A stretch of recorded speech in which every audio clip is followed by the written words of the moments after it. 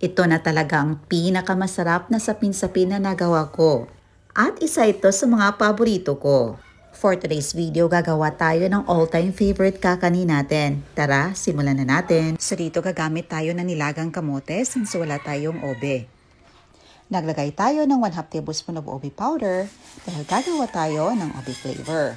I-mix lang natin para ma-fully combine ang lahat ng mga ingredients. At gagamit din tayo ng ating paboritong langka. At i-slice or himay-himayin lang natin ito ng pino.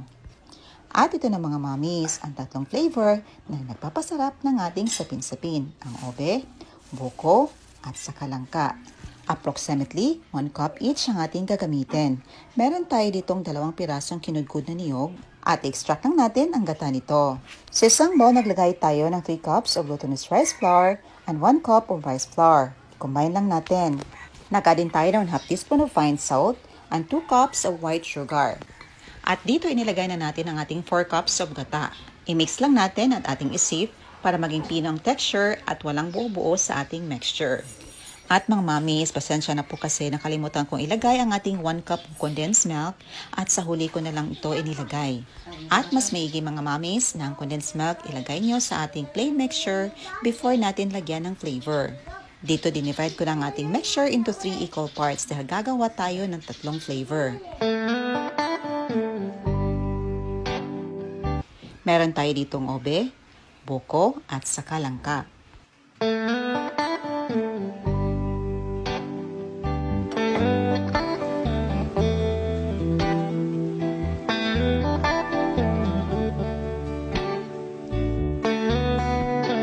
At dito dahil nakalimutan kong ilagay ang ating 1 cup of condensed milk, dinivide ko lang to into 3 equal parts. Kaya nag-add ako ng 1/3 cup of each flavor.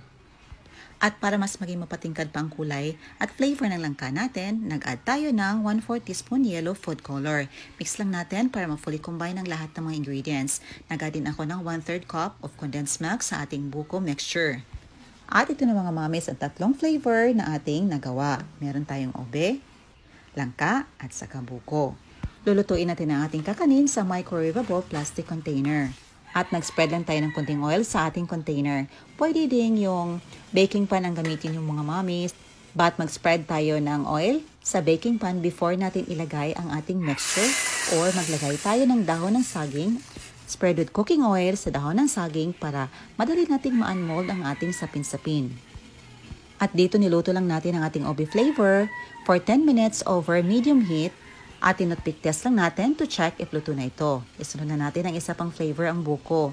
Lulutuin natin for around 12 minutes over medium heat. And while waiting, magluluto tayo ng ating latik dahil itap natin ito sa ating sapin-sapin mamaya. At ito na after 12 minutes, luto ng ating buko flavor. Tinutpick test na natin. Isunod na natin ang ating langka. Napakabango at napakasarap ng ating sapin-sapin mga mami. Steam natin ito for 18 minutes over medium heat. At ito na ang ating latik. Naluto na ito at hahanguin na natin. After 18 minutes, luto na ang ating napakasarap na sapin-sapin mga mommies. Tinutpick test lang natin to check if luto na ito. Hahanguin natin at papalamigin before natin lagyan ng toppings. Sa toppings naman, nagamit tayo dito ng desiccated coconut. Itusta lang natin ito sa mahinang apoy.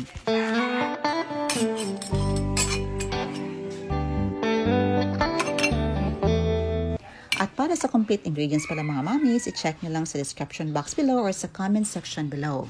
At ito na ang total na sapin-sapin na nagawa natin. 4 na layer at isang layer ng round sapin-sapin. At bahagyan na natin itong napalamig. Ilagay na natin sa dahon ng saging. Napaka-firm, napakaganda at napakasarap ng pagluluto ng ating sapin-sapin mga mommies.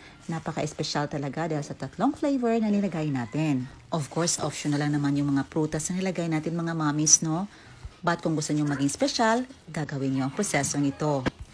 Dito i-combine na natin ang ating gagawing pang toppings. Meron tayong desiccated coconut at saka yung latik na niluto natin kanina. Ito na ready na for toppings. Itap na natin sa ating napakasarap na kakanin mga mommies.